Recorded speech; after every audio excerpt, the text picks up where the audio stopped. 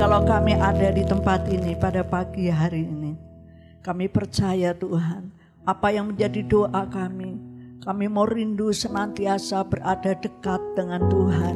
Kami rindu senantiasa disempurnakan selalu di dalam setiap langkah hidup kami.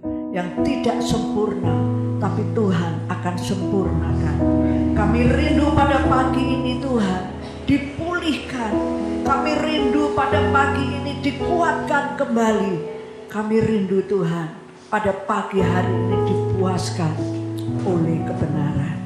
Biarlah Tuhan kerinduan kami, Tuhan jawab.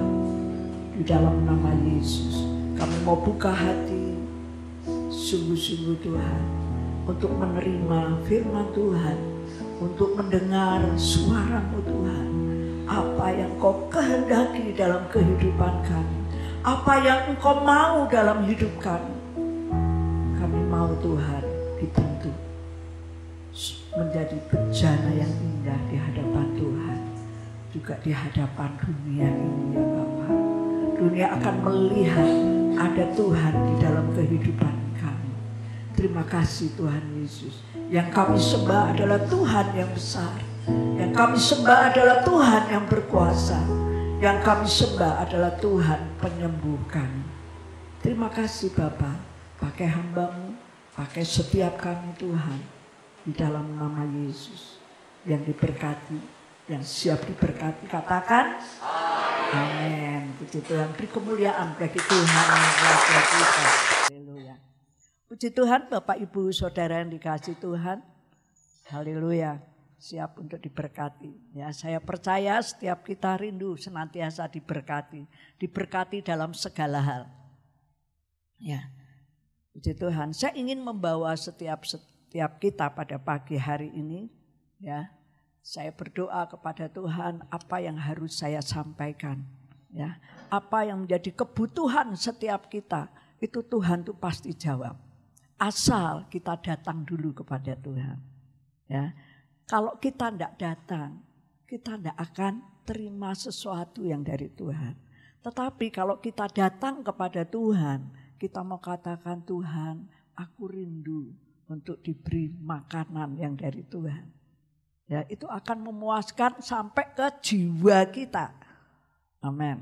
Ya, saya percaya kalau kita pulang, kalau kita terima makanan sampai ke jiwa kita, maka jiwa kita itu akan bersorak-sorai senantiasa. Menikmati kemenangan, apapun tantangan ini boleh ada. Ya, kita akan percaya tantangan ini akan membawa saya untuk lebih naik lagi. Ya, di dalam iman kita percaya kepada Tuhan. Karena dalam perjalanan ini kita masih terus berjalan dalam kehidupan ini. Untuk menikmati apa? Menikmati berkat Tuhan. Bahwa Tuhan itu sungguh-sungguh ada, Dia hidup, Dia ada di dalam kita. Dan Dia selalu menyertai kita. Haleluya. Yuk saya akan memberikan tema pada pagi hari ini, yaitu hidup tinggal di dalam Tuhan. Ya, saya merenungkan Tuhan, kok Tuhan bawa untuk senantiasa saya mau hidup tinggal di dalam Tuhan. Rupanya Tuhan beberapa hal Tuhan menampakkan atau Tuhan memberikan sesuatu di dalam kehidupan ini. Bahwa banyak orang percaya, artinya banyak orang-orang Kristen, banyak. Tetapi hidupnya tidak tinggal di dalam Tuhan.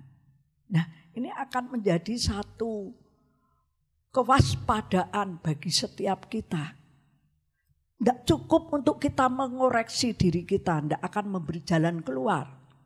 Tetapi ketika kita sadar, oh ya, aku ini aku orang percaya, tapi belum hidup tinggal di dalam Tuhan. Ya, saya berikan contoh demikian. Bapak Ibu kan punya rumah, punya anak-anak ya. Anak-anak kita kalau ke sekolah, dia pasti pulang ke rumah bapaknya, ke rumah orang tuanya. Pasti ya, walaupun mereka mungkin kuliah, mungkin mereka kerja.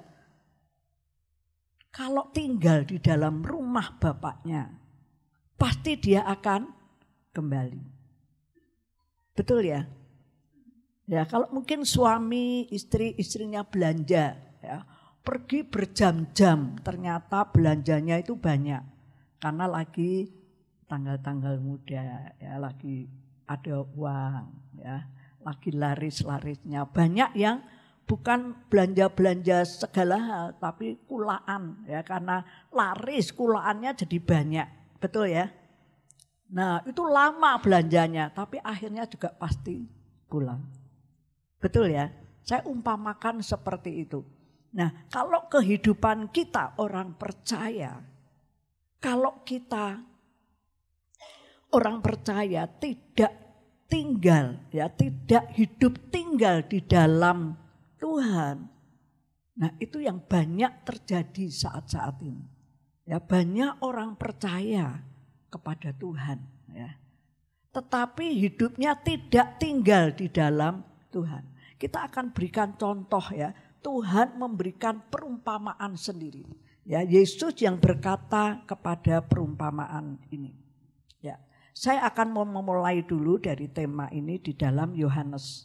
Yohanes pasal yang ke-15 ayat yang ke-4 dan sampai ayat yang ke-6. Ya. Yohanes pasal 15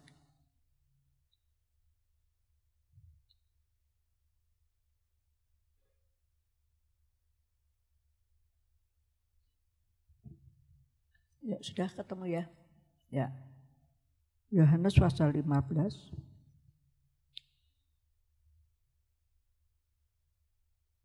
ya, ayat 4, 5 dan 6. Yuk kita akan baca ya, kita akan bangkit berdiri. Haleluya.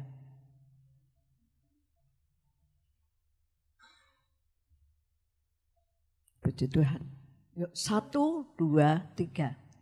Tinggallah di dalam aku dan aku di dalam kamu. Sama seperti ranting tidak dapat berbuah dari dirinya sendiri kalau ia tidak tinggal pada pokok anggur. Demikian kalau kamu tidak tinggal di dalam aku. Akulah pokok anggur dan kamulah ranting-rantingnya. Barang siapa tinggal di dalam aku dan aku di dalam dia, ia berbuah banyak. Sebab di luar aku kamu tidak dapat berbuat apa-apa. Barang siapa tidak tinggal di dalam aku, ia dibuang keluar seperti ranting dan menjadi kering. Kemudian dikumpulkan orang dan dicampakkan ke dalam api lalu dibakar. Amin. Ya, silakan duduk. Ya. Jadi ini firman Tuhan. Barang siapa tidak tinggal di dalam aku, ia akan dibuang. Tapi kalau ayat yang kelima, akulah pokok anggur dan kamu ini ranting-rantingnya. Yesus itu adalah pokok dan kita ini ranting-rantingnya. Ya, barang siapa tinggal di dalam aku, melekat pada pokoknya. Ranting itu kalau melekat pokoknya, dia akan berbuah banyak. Sebab kalau di luar, nah ini menjadi satu firman pada pagi hari ini untuk kita merenungkan dalam kehidupan ini. Karena banyak, jadi saya katakan bahwa banyak orang percaya kepada Tuhan. Ya, katakan orang Kristen tapi hidupnya tidak tinggal dalam Tuhan. Ini akan bahaya. Ya, kita harus waspadai dengan sungguh. Yesus memberikan sebuah perumpamaan. Ya, yuk kita akan buka di dalam Lukas. Di dalam Lukas pasal yang ke-15. Ya, perumpamaan ini kita sudah banyak yang tahu, bahkan kita sudah tahu kisahnya, yaitu perumpamaan tentang anak yang hilang. Saya akan beri 3 bagian pagi hari ini yang akan kita pelajari. Ya. Saya akan membacakan per ayat, ya. Perumpamaan tentang anak yang hilang. Ini Yesus sendiri memberikan perumpamaan, ya. Memberikan ajaran kepada setiap kita untuk kita mudah untuk mengerti jalan ceritanya kehidupan ini. Ya. Ayat yang ke-11 itu berkata demikian. Yesus berkata lagi, ada seorang mempunyai 2 anak laki-laki. Ya, kata yang bungsu kepada ayahnya, Bapak, berikanlah kepadaku bagian harta milik kita yang menjadi hakku. Ya, ini ada seorang bapak, dia punya 2 anak yang disebut sulung dan bungsu. Tapi yang bungsu ini ayahnya masih hidup, ya. Ayahnya masih hidup karena kedua anak ini dia datang kepada bapaknya. Tapi yang bungsu ini, yang bungsu ini berkata, Bapak, berikanlah kepadaku bagian harta milik kita yang menjadi hak. Ini minta waris, ya, minta warisan. Lalu ayahnya membagi-bagikan harta kekayaan itu di antara mereka. Jadi salah enggak kalau anak itu minta warisan kepada orang tuanya? Enggak salah, ya. Enggak salah, tapi nanti ada ceritanya. Nah, si bungsu ini minta harta warisan. Nah, lalu ayahnya membagi-bagikan. Yang sulung dapat enggak? Dapat. Ya, yang sulung dapat, yang bungsu dapat. Tapi dikatakan bahwa beberapa hari kemudian anak bungsu itu menjual seluruh bagiannya itu lalu pergi ke negeri yang jauh. Nah, ini yang menjadi masalah besar bagi si anak bungsu, ya. Si anak bungsu itu menerima warisan, ia menjual seluruh barangnya. Ya mungkin perhiasan mungkin, ya. Dijual seluruhnya dan pergi jauh dari rumah bapaknya. Ya, ke negeri yang jauh. Bapak Ibu, saya akan berikan bagian ini. Saudara kalau pergi, ya, mau tetap tinggal atau mau pergi itu keputusan. Ya, si bungsu ini setelah dapat warisan, ia meninggalkan dan pergi jauh dari rumah bapaknya. Ini saya artikan bahwa si bungsu ini mulai meninggalkan didikan ayahnya. Seperti orang percaya itu meninggalkan hadirat Tuhan. Ya, meninggalkan bapaknya, meninggalkan didikan firman Tuhan. Karena firman Tuhan itu mendidik. Nah, ini yang menjadi permasalahan. Meminta bagian warisan, enggak salah saudara. Tetapi ketika ia mulai menjual dan pergi jauh ke negeri yang jauh, sudah meninggalkan didikan ayahnya, kebersamaan dengan ayahnya itu ditinggalkan. Nah, ini menjadi satu masalah yang besar saat-saat ini. Ya, karena banyak orang percaya yang menjadi orang Kristen tetapi jauh dari bapaknya, di luar. Jadi kalau tinggal ataupun pergi itu suatu keputusan. Saudara dan saya mau tinggal di dalam Bapa atau kita mau pergi jauh, itu sebuah keputusan yang kita ambil. Ya, ini satu pelajaran yang harus kita renungkan ini setiap hari. Ya, jangan sampai kita pergi jauh meninggalkan didikan bapaknya. Saya tadi umpamakan seorang anak, ketika ia kuliah, ketika ia sekolah jauh, ketika ia bekerja jauh, belum berkeluarga, ia pasti telepon, Pak, ya, Bu, saya kuliah, saya sudah sampai di tempat kuliah.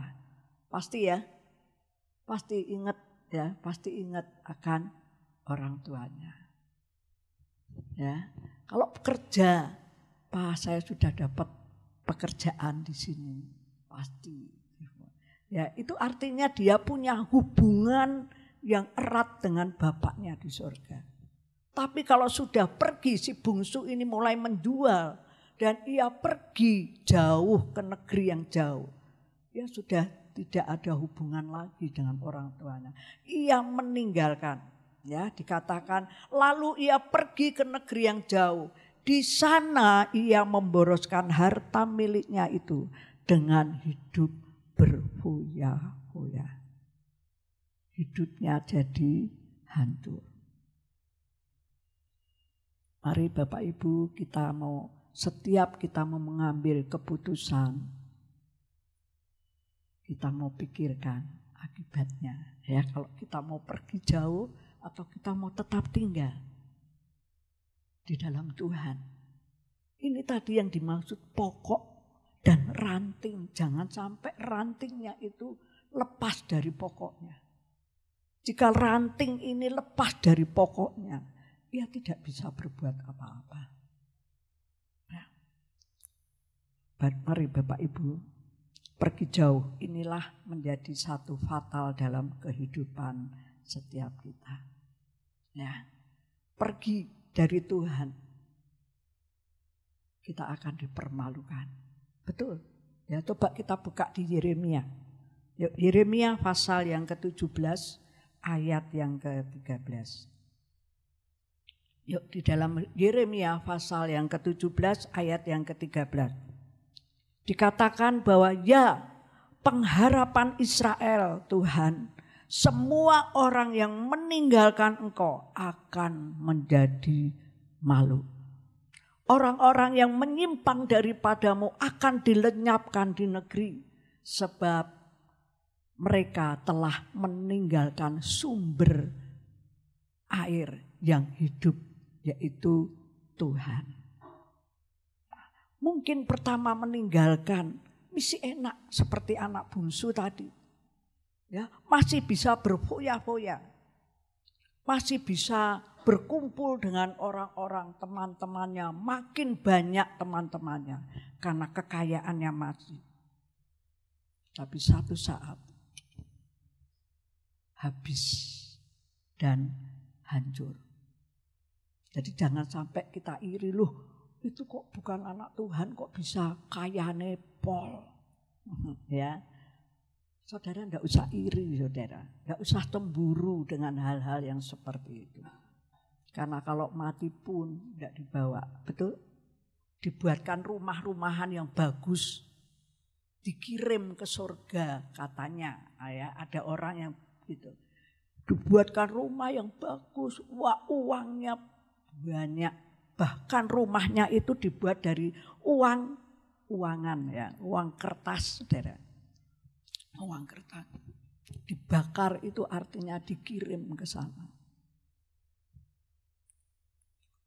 Kita tidak bawa apa-apa orang yang meninggal. Orang yang sudah mati. Yang dibawa, yang naik itu apa? Rohnya. Ya, biar roh kita itu dipenuhi dengan Roh Kudus. Sehingga hidup kita ini selalu ada dalam pimpinan Tuhan. Nah, ini firman Tuhan. Jadi ini penting sekali.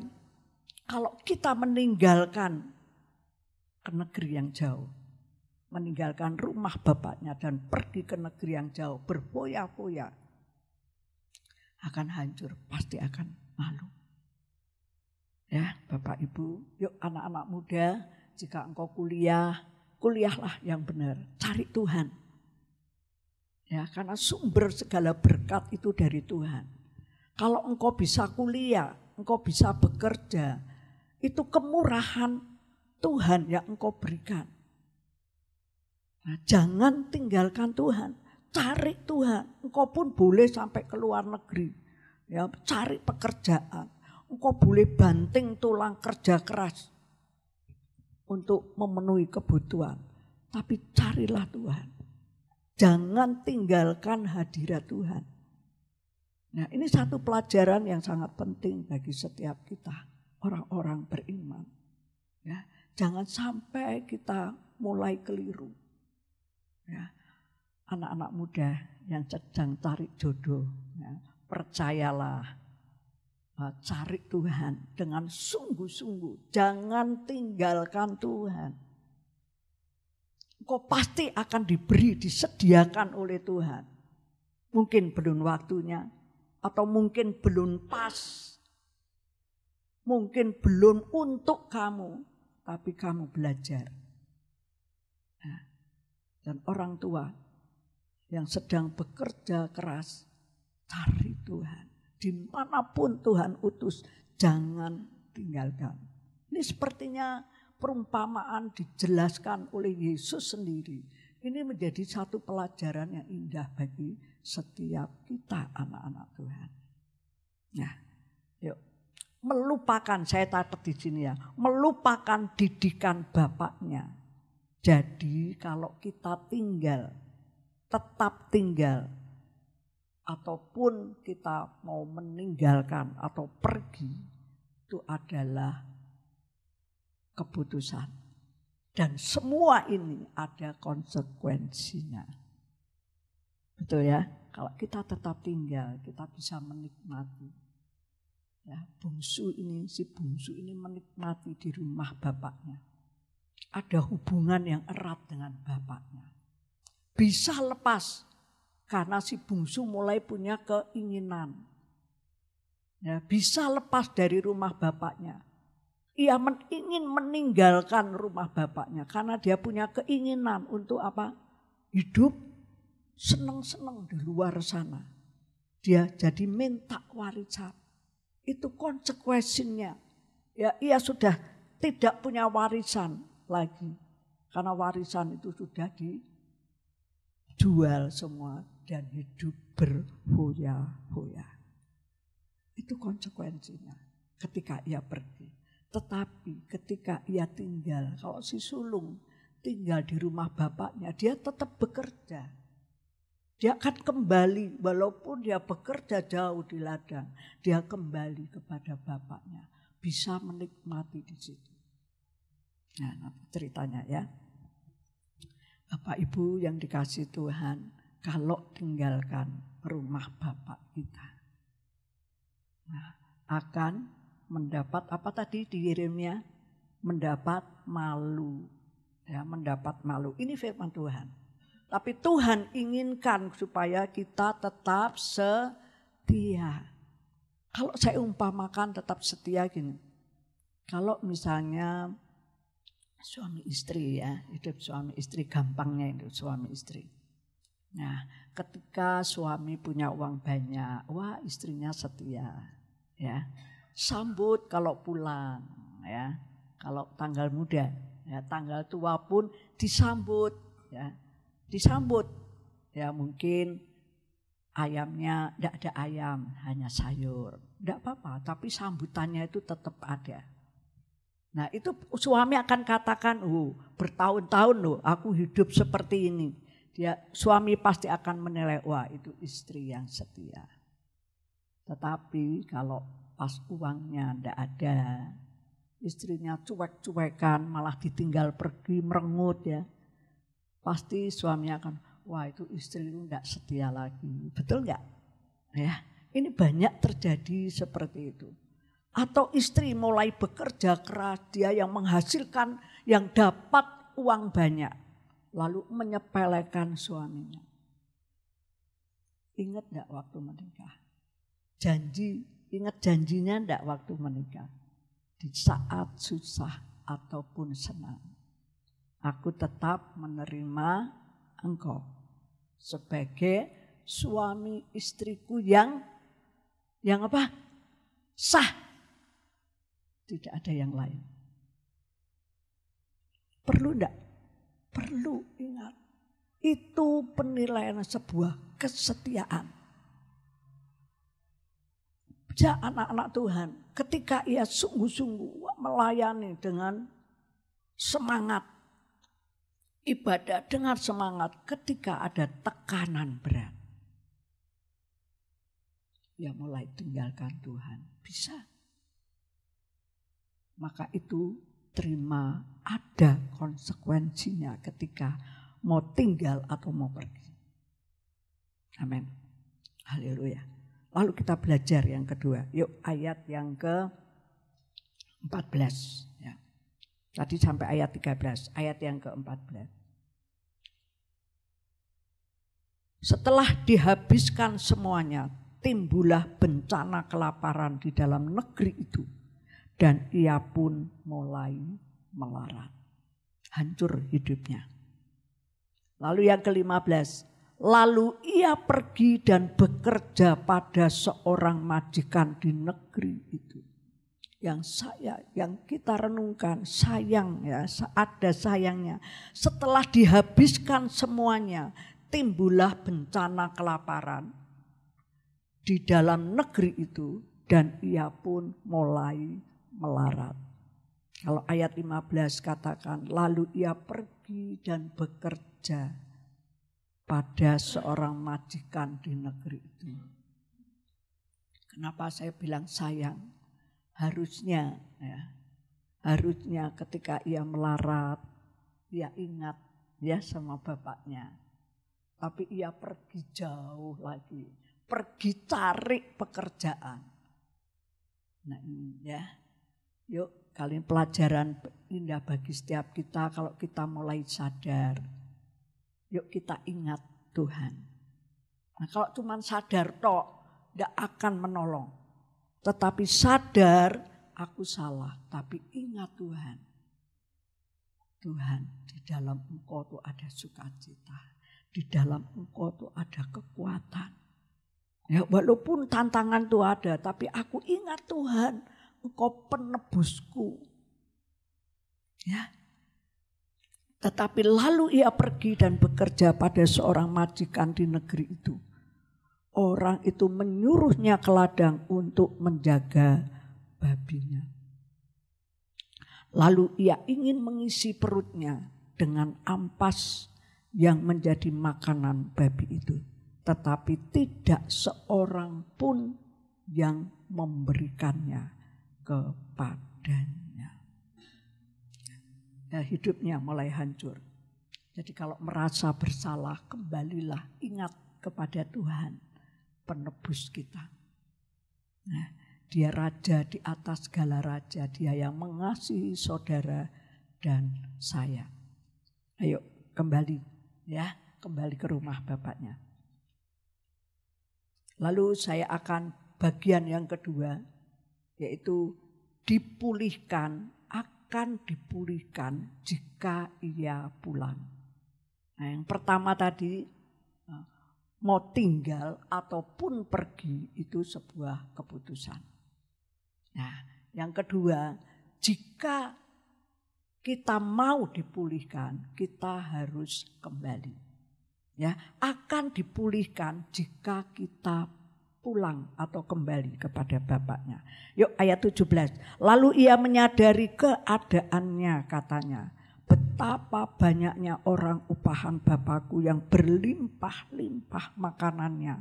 Tetapi aku di sini mati kelaparan. Ingat kepada bapaknya.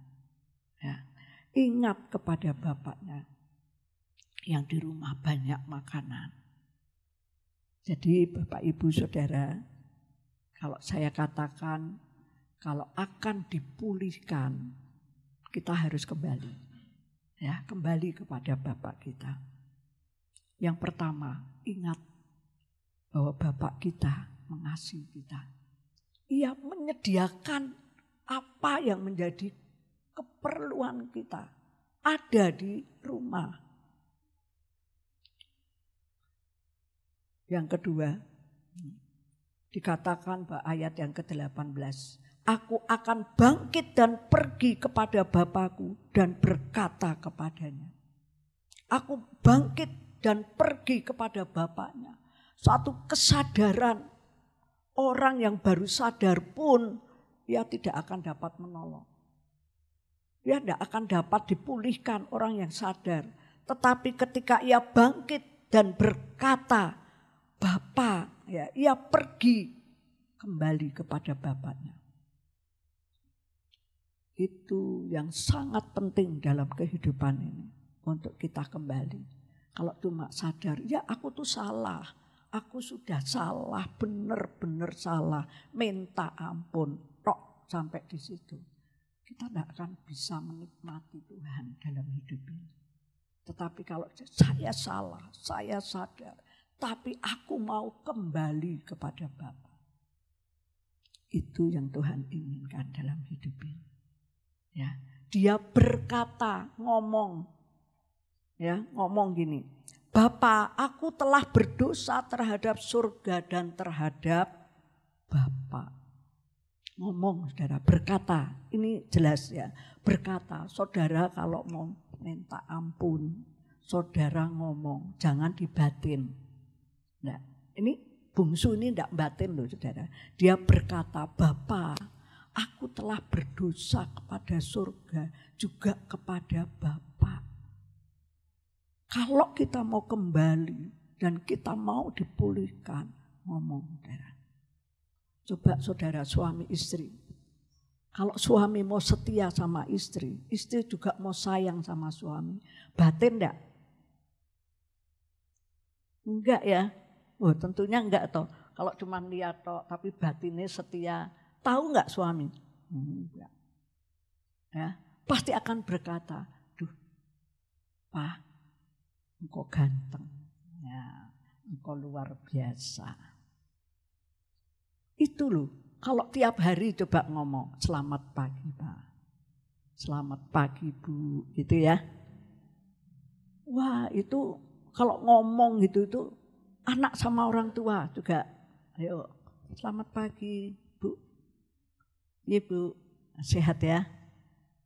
Ngomong, jangan dibatin, ibunya enggak ngerti, cuma kenapa nek keluar menjeluk gitu, nah ya. Kalau dengan Bapak kita di surga, ngomong juga. Ini si bungsu ini dia berkata, Bapa, aku telah berdosa. Ada orang yang mau minta ampun kepada Tuhan. Saya bilang, ngomong dengan Bapak di surga. Tidak perlu ngomong dengan ibu. Ya. Ngomong aja terus terang, kesalahanmu apa, ngomong dengan Tuhan. Tuhan baru mendengar. Walaupun Tuhan tuh tahu, tapi Tuhan ingin pengakuanmu. Itu loh kalau mau mengaku, kalau mau minta ampun, enggak otomatis, enggak teko diem aja. Kalau saudara mau tunjukkan kesetiaan, kesayangan, kecintaan kepada pasanganmu, kepada anak-anakmu, ngomong aja. Ya, enggak usah dibatin. Kalau dibatin enggak ada yang tahu. Amin. Di sini ada pasangan-pasangan mau ngomong. Mau ngomong apa, saudara? Nah, yuk mari pasangan-pasangan yang di sini. Yuk. Ya. Ngomong, jangan dibatin. Ya, ini pelajaran yang indah. Lalu Bapa, aku telah berdosa terhadap surga dan terhadap Bapa. Aku tidak layak lagi disebutkan anak Bapa, ayat 19. Ya, di dalam Lukas 15. Aku tidak layak lagi disebut anak Bapa, jadikanlah aku sebagai salah seorang upahannya. Yuk kalau kita mau kembali, kita ingat akan Bapa. Dan yang kedua, kita sadar, lalu kita kembali. Ya kalau cuma ingat-ingat tok, percuma saudara. Ya, udah lumayan, tapi juga tidak akan pernah mau kembali. Cuma nginget tok, tapi tidak pernah mau menikmati. Nah, tetapi kalau kita mulai sadar, ingat kita mulai sadar dan kita kembali kepada Bapa, kita akan menikmati berkat Tuhan. Itu pasti karena itu firman Tuhan. Ya, dan yang kedua saya catat di sini. Pertobatan itu bukan sekedar sadar dan mengaku salah, tetapi datang kepada Yesus dan janji tidak mengulangi. Ya itu namanya pertobatan yang sungguh-sungguh. Haleluya. Bapak Ibu yang dikasihi Tuhan. Lalu ayat yang ke-20, ya tadi 19, 20. Maka bangkitlah ia dan pergi kepada bapaknya. Ketika ia masih jauh, ayahnya telah melihat. Mungkin anaknya, ini yang lihat ayahnya ya. Tapi anaknya lihat enggak? Di firman Tuhan ini enggak ditulis gitu ya. Tetapi ia masih jauh, ayahnya telah melihat. Bapaknya itu lihat. Mungkin anaknya tunduk karena malu atau karena apa ya? Aku ini udah salah. Mungkin anaknya tunduk. Lalu tergeraklah hatinya, hati bapak ini belas kasihan. Ayahnya berlari mendapatkan dia, lalu merangkul anaknya. Itu bapak kita di surga. Ketika kita tinggalkan Tuhan, ya. Ketika ada orang-orang percaya mulai tinggalkan Tuhan. Kalau kembali, bapak kita itu menunggu di rumah. Ia terus menantikan kita kembali. Ketika anak ini kembali dari jauh, bapaknya itu sudah lihat. Bapak kita di surga, di dalam Mazmur 100 berapa ya? 113 atau Mazmur 121 atau apa ya? Di situ dikatakan bapakmu itu tidak pernah terlelap. Artinya apa? Bapak kita di surga tidak pernah tidur. Ia menunggu anak-anaknya kembali yang sudah meninggalkan. Itu kasih Bapak kepada setiap saudara dan saya. Mungkin kita sudah tinggalkan ibadah. Ya, mungkin kita sudah tinggalkan untuk memuji dan menyembah Tuhan. Udah males berdoa karena banyak tekanan. Ini bahaya. Ya, tapi pagi hari ini Tuhan memberikan kekuatan. Ayahnya itu berlari, ayahnya itu yang menjemput.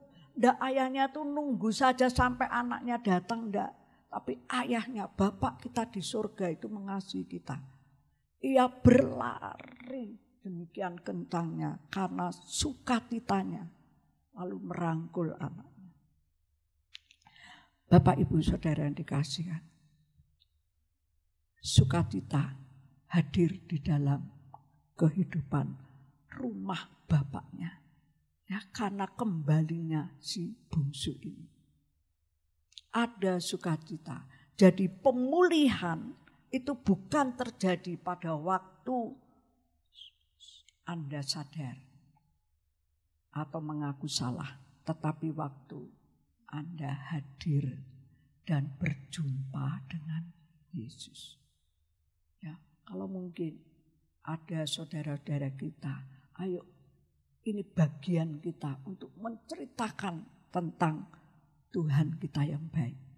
Ia menunggu, jangan tinggalkan lalu biarkan. Enggak, ini bagian kita untuk kita menyampaikan tentang Yesus yang penuh kasih. Ia menunggu,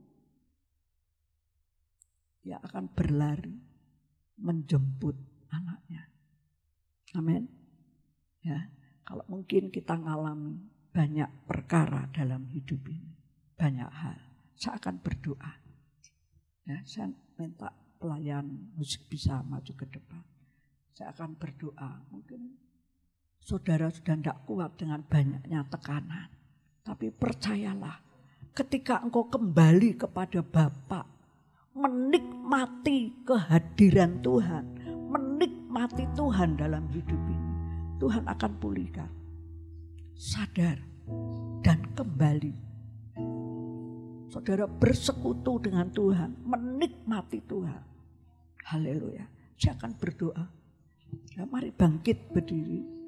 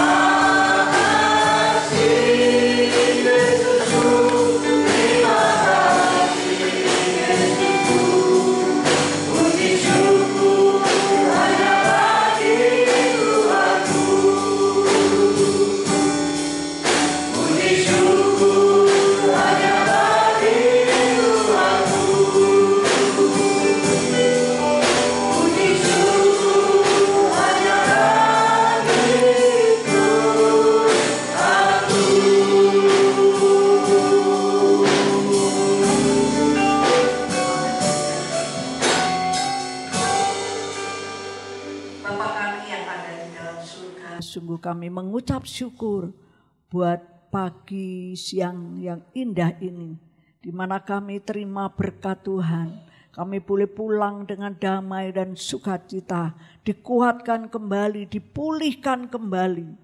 Ada sukacita terjadi dalam kehidupan kami. Kami ingat saudara-saudara kami, mungkin anak-anak kami, suami, istri, orang tua kami yang ada di rumah. Biarlah Tuhan melalui kami yang diberkati.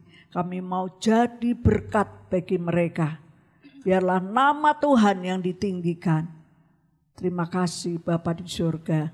Kami ingat pada pagi hari ini bagi saudara-saudara kami yang tidak bisa hadir karena mereka sedang sakit. Kiranya Tuhan dari tempat ini kami berdoa, tangan Tuhan menjamah, menyembuhkan dan memulihkan mereka. Untuk mereka kembali dalam ibadah-ibadah di tempat ini. Juga mereka dapat kembali melayani Tuhan. Terima kasih Bapa di surga. Kami juga berdoa Tuhan buat ibadah sekolah minggu siang ini. Dan juga nanti sore kita kembali dalam ibadah sore pukul 5 sore. Tuhan, Engkau akan kumpulkan kembali kehadiran-Mu yang kami rindu Tuhan. Kami senantiasa mau hidup bersekutu dengan Tuhan. Kami tidak mau lepas dari pokok anggur yang benar itu, yaitu Tuhan Yesus, firman-Nya yang ajaib dan berkuasa. Terima kasih Bapa di surga. Engkau juga memberkati setiap ibadah-ibadah pertengahan minggu. Kami serahkan semua dalam pimpinan Tuhan. Tuhan yang akan menyertai kami. Tuhan yang akan memberkati kami. Tuhan yang akan pelihara kami. Keluarga-keluarga kami diberkati oleh Tuhan. Apapun yang Engkau kerjakan, apapun yang Engkau usahakan, Tuhan memberkati. Terima kasih Bapa di surga, terima kasih. Mari angkat kedua tangan saudara tinggi-tinggi. Haleluya. Pulanglah ke rumah dengan sukacita dan damai. Berkat yang dari Allah Bapa, Putra dan Roh Kudus. Berkat kasih karunia dan damai sejahtera yang dari Allah Bapa akan mengalir melimpah dalam hidupmu. Mulai pagi siang hari ini sampai Maranatha, Tuhan Yesus datang kembali. Haleluya. Amin. Tuhan Yesus